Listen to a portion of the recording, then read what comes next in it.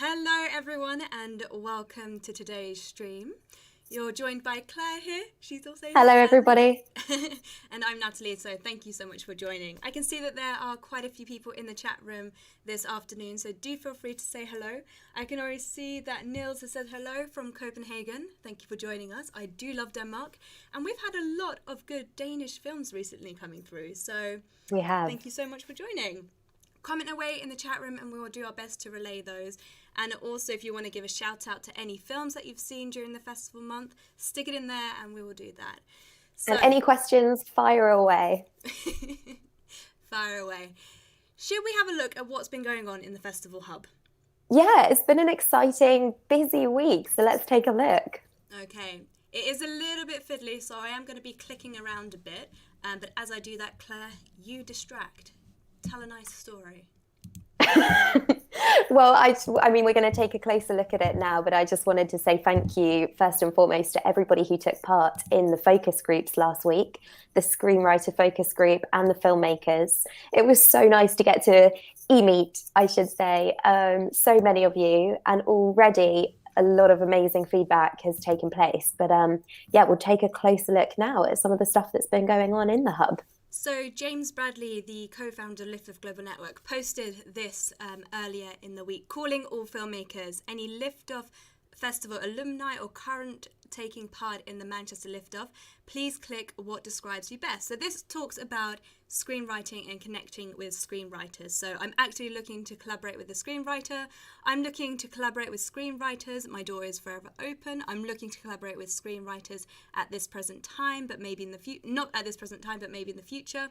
I write and direct, so can't foresee any future need to expand my network. And as you can see from the poll here, that option 2, I'm always looking to collaborate with screenwriters, my door is forever open, was the most popular option. Which is great. Which is really That's great. what we like to see. So that leads us on to talking about this feature over here, the online now and the chat features. So as you can see, you've got lots of people online who you'll be able to connect to. So if you are one of those people that clicked that, then do network with the other filmmakers on here. It's really, well, it's no surprise that only 4% said that I write and direct and can't foresee any future need to expand my network. So that's reassuring, absolutely. Definitely. Other activities that have been going on the network this week. Actually, should we have a look at some of the comments here? Yeah. So Andy has said, "Hi there, folks. I'm a writer-director looking to collaborate on projects that come to my hands. As long as they are creative and daring, I'm down for it." And he's based in the East Coast of USA. So thanks, Andy, for participating. We've got lots of East Coast members. I mean, we've got members all over the world. So again, you can use that feature where it says members near you to reach out to people geographically close. Absolutely. And then we have this post here about advice from distribution professionals, a film market retrospective. So Claire and I went to AFM last year and we met with lots of different sale agents and distributors, and we got lots of advice from them on how best to move your projects forward and the best way to approach the market, to approach these sale agents and distributors, and to get your products into the right hand. So I would highly recommend giving this a watch. It is roughly 25 minutes long, so I do suggest giving it a watch. And if you have any questions, please comment below in here and we will do our best to answer any thoughts that you may have. We will be releasing a collection of our AFM videos every week from now on, and they are absolutely full of advice. Yeah, I mean, as we always say, the marketplace is something that is forever changing. It's constantly evolving. So this is one of those initiatives where we want to keep filmmakers up to date and from the horse's mouth, so to speak, get all the latest advice. So as Claire mentioned, you can find the members that live near you by clicking onto the Discovery button or onto the Members button. But Discovery lays it out very clearly for you. So here you can see all of these people that are based close to you and the members that are most active on the platform as well. We have lots of stuff that are featured, including the What is Liftoff video and a little bit more about the focus groups and how to align with creatives and so on. So do go and check it out and make sure to start connecting and starting that chat. Just going to check over and see if there are any questions. There's lots of hellos from everyone, so great. Well, one other thing I just wanted to quickly mention was I did a post on the Hub this week as well, looking at the short documentary and the short live action Oscar nominations. I've included links in there for some of them that are publicly available. So do take a watch. I'd love to hear your thoughts on those. There's some super interesting stuff in there. And it would be interesting to hear if you think you can see any themes or any links regards to that set of nominations. Any trends? We're always looking for trends, aren't we, Nat? Absolutely, we are. Perfect. So if you do have any questions regarding the Festival Hub, the focus groups, or anything there, chuck it in the chat room and we will answer them again. And if you are a member on the Festival Hub, do go and answer some of those questions. Take part in the polls. It's really, really interesting for us to see your answers, but also I'm sure it's interesting for you as well. And you never know who you can interact with by doing those polls. Great. Shall we crack on with the Manchester roundup? Let's do it. Let's start with Manchester as we head towards the end of the Vimeo On Demand half of the festival. All right. So here we go. That is now loading up nicely. So as Claire mentioned, we will start with the Manchester before we move on to the Berlin Film Festival. That is where we'll be announcing the winners for the 2021 edition. Claire, did you just want to recap on the audience choices and what the jury do? Yeah, absolutely. So we are looking at the audience choice votes here. So anybody who has rented the festival collection is welcome to vote for their 2 favourite films. But as we speak, jury are also looking through all of the films in the programmes, and they will also be selecting their finalists that will be migrated to the network round along with these audience choices. So those will be announced the week after the festival as well. But yeah, we're looking at the audience choice votes here for now, as of 11 a.m. today, GMT. So let's start with Judges Select Short. So we've had 112 viewers from 18 countries, currently on 974 playthroughs on 94 votes. So in the lead on 18 votes is Hell Questioning Out Loud, 01. Another Day on 15 votes, and Iridescence also on 14 votes there. We did the focus group with this group yesterday, actually, and it was absolutely fantastic. Iridescence team were there, and also with the Hell Questioning Out Loud team. It was really, really great. So, Hell Questioning Out Loud, directed by Carolina Kazan from France. Hell, a non-binary independent researcher and performer, a filmmaker and photographer, have known each other for years. One day, Hell asked Carolina to take some pictures of Zar as a way to record Zar's gender transition path. However, what was supposed to be a photo shoot ends up becoming an honest and sweet record of Hell's question and points of view in relation to Zar's experience on gender spectrum. So this is a short documentary which is 8 minutes. Another Day, directed by Daniel Topic from the UK. Sam and Sinead play out their past, but something is different this time around. Short live action narrative, which is 12 minutes long. And then moving on to the other page, Iridescence by Catherine Carmichael. Today is Elise's 21st birthday. Elise suffers from Tourette's syndrome. She has done since she was 13 years old. Elise's tics don't involve her shouting or swearing. Brought up in a loving, slightly kooky family with a natural acceptance of all, Elise thrives within her home, but school life has not been kind. Picked on for being different and often the popular girls that have given her the hardest time. This is a 21-minute short, which we found out was shot in Catherine's home through the focus group yesterday as she was explaining how the film was made. Amazing. I just wanted to jump in and say Catherine also took part in the screenwriters section of this festival. And I just wanted to give a shout out to all the screenwriters, because that has been a buzzing part of the festival hub this month, hasn't it, Nat? It really, there was really the has. screenwriters focus group, which was a Google Meet. And there's been so much conversation in that private group for the screenwriters, which we've loved to see. Okay, Claire, take it away on Trendsetter Shorts. So 76 people watching these from 20 countries, 547 playthroughs. We've got Mental Lockdown and The Intimate Touch tied on 10 votes there. And then Frank Sinatra and My Dad's Wig on 7. So Mental Lockdown, directed by Nicholas Eccles from the UK. The group have been in some form of lockdown since March 2020. Jessica is conducting an online therapy session, but is it going according to plan?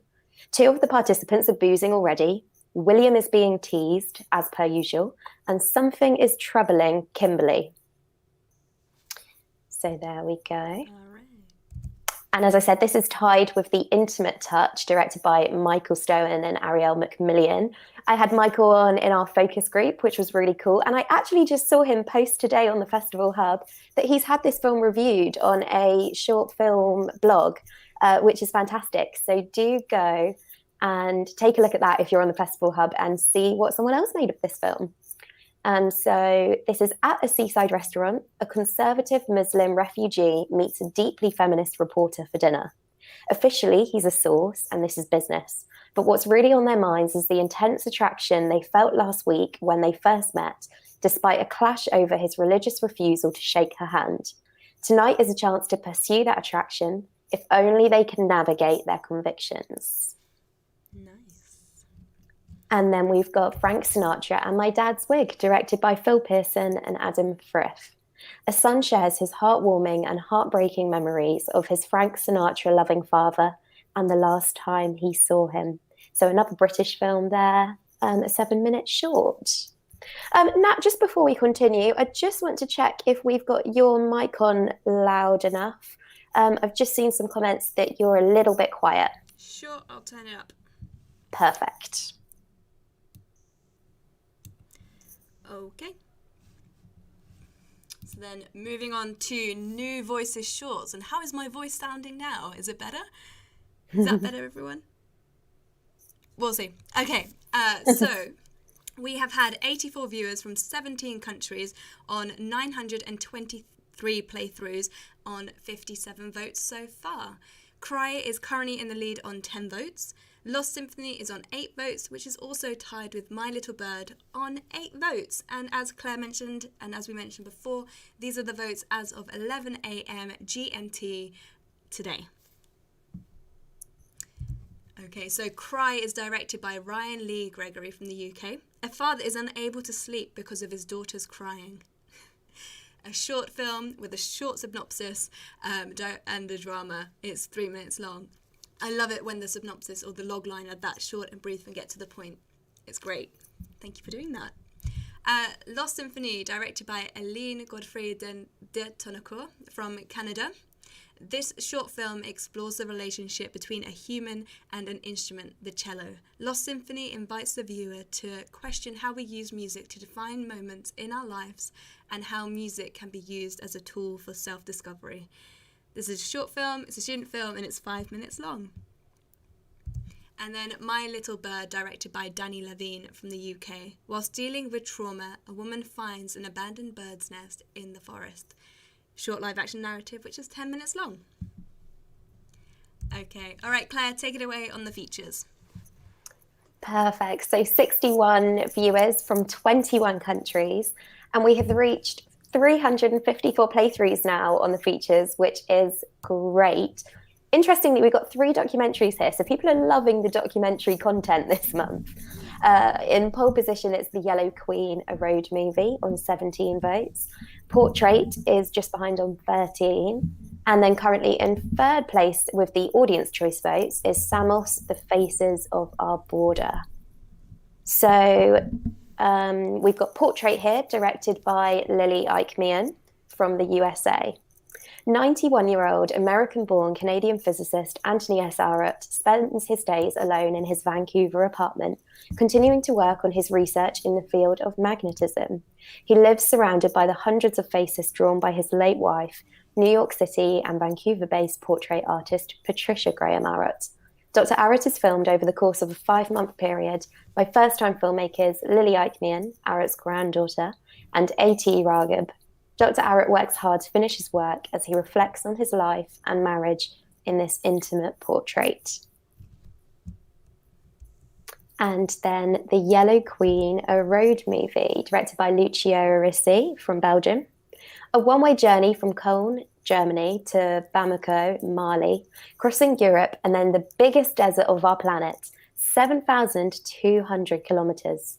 A journey whose protagonists are a 12 meters long yellow bus and its driver, Christian, a German giant with a passion for traveling and mechanics.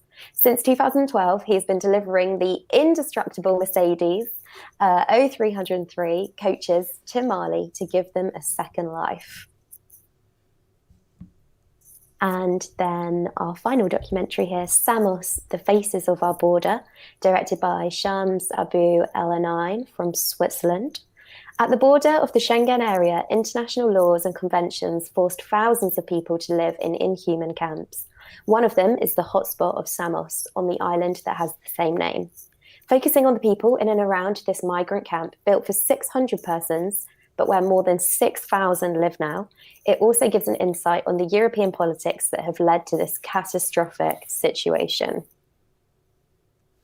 And that brings to a close our current films leading in the audience choice selections for those 4 Manchester programmes.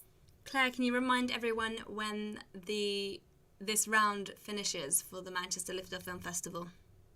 Absolutely. So the Vimeo On Demand round of Manchester closes on the 1st of April at 10 p.m. GMT. That's when those voting forms will shut also. And then later on in the week, we will be announcing which jury selections and audience choice finalists are through to the network round. Amazing. So moving on then to the Berlin Lifter Film Festival winners announcement. But firstly, let's recap with the films that made it through to the network round. So to start with Judges Select Shorts, we had Iridescence by Catherine Carmichael, no stranger to the platform here today, are you, Catherine? Earth to Heaven. And we've got Good and Better, Happy New Year, The Birth of Valerie Venus. And here are their posters.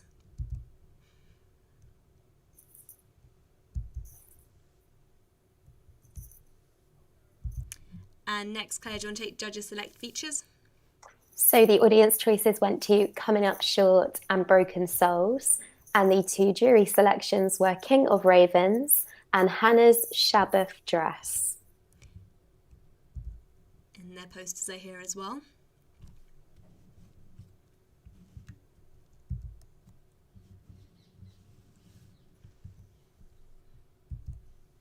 So then moving on to Trendsetter Shorts, we've got Jump, Remember, Raphael, and Circle of Salt.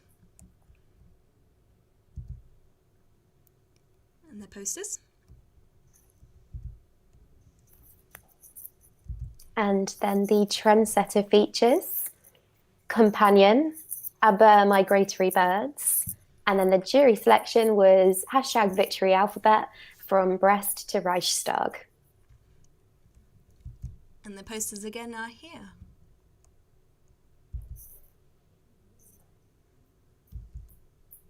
The New Voices Shorts, we had Seizure, we had Isolation, and Maternal Love.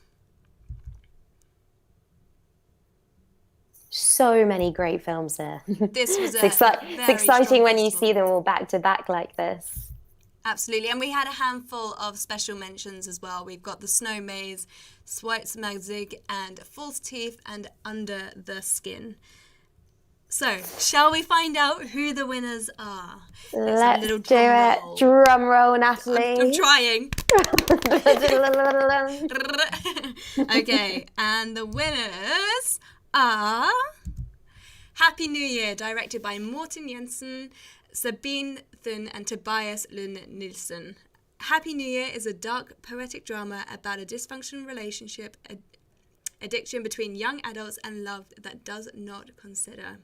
So this film wins a live screening at Berlin Liftoff in 2022. Huge congratulations to that team. And we also have another winner. Claire, take it away. Our second film that wins a live screening at Berlin Liftoff is The Birth of Valerie Venus, directed by Sarat. A selfless vicar's wife is possessed by a strange force, unlocking a mischievous and pleasurable side she never knew she had. How much fun does that sound? There's also a Windsor screening at Berlin Liftoff next year. And there is one special mention that goes out to Iridescence and Catherine Carmichael. So very well done. Your film will be screening at the London Liftoff Film Festival in 2021. Huge congratulations to our winners there. But we also have the Audience Choice Awards. So we have, up first, Claire, take this one away. So we have Seizure, directed by Ramon Buerki. After the unpleasant event of a seizure during a night out, right in presence of his crush and other school companions, Dave is quite concerned about how other schoolmates might react to what happened as he insecurely attempts to get back to his normal daily life. Throughout his recovery, he will eventually discover the unexpected role in the lives of those he learns to truly call his friends. So Ramon will be invited to join us at our Director's Commentary Roundtable, along with the other audience choice selections. And Nat, tell us a bit about those. I know you love these. Yeah, so Jump will also be joining us at this commentary roundtable. So our roundtables take place on YouTube, where we get the winning filmmakers on, and we go through everything about how they made their film, what the inspiration was behind their film, and we have a lot of audience participation where they'll ask our directors the questions. So Natalia will be one of those filmmakers that joins us on that discussion. So Alfred, a middle-aged party clown, leads a somewhat artistic life in New York City, but it's not quite what he imagined in his youth. As he gets older, Alfred begins to question whether he has failed to achieve his dreams, and compares himself to a former college friend who seems to have it all. So yeah. Fantastic. Claire? Isolation, directed by Justin McGregor. So set in a world running parallel to our own pandemic-gripped reality, Isolation dips into the life of John Alexander Johnson, a young man sequestered in his high-rise apartment, waiting in tandem with a paused outside world swept up in illness. Even locked doors in the sky can be knocked upon, however, and when his past comes knocking, his isolation is rocked. So again, we look forward to having Justin on this YouTube channel. And then the final film that will be joining us on the director's commentary on our YouTube channel is Companion, directed by John Bobon. Across a post-apocalyptic landscape haunted by malicious spirits known as companions, a guilt-stricken woman must choose to abandon her husband or die with him. So we've got a mixture here of shorts and features that will be joining us on the director's commentary. And nice. As soon as we have that date, as soon as that is organised with the filmmakers mentioned here, we will let everyone know. Fantastic. So we have Season Award nominations as well. So Season Award nominations. We love the Season Awards. And just to recap, this is our red carpet event that takes place at Pinewood Studios when permitted. And as I mentioned, we roll out the red carpet. There's lots of Prosecco, champagne, bubbles everywhere. Everyone is dressed up in their ball gowns and their black tie. It is honestly an absolutely fantastic night of celebration of true independent film. And thoroughly look forward to the next one that we can host. So the nominations are Good and Better, directed by Gil Akazabets. This is up for best animation. It's hard to think it's going to be good. Much easier to think it's going to be bad. A song in waltz rhythm is combined with an absurd animation loops the express and feeling of concern and uncertainty about the future. If anyone did see this animation throughout the festival month, it is absolutely fantastic, and I would highly recommend trying to hunt it down and to find it again. But if you did watch it, let me know your thoughts in the chat room. Okay, Claire? Then we've got a nomination for one of my favourite categories, Best Short Documentary, and this is Under the Skin, in Conversation with Anish Kapoor, directed by Martina Margot Cozzi.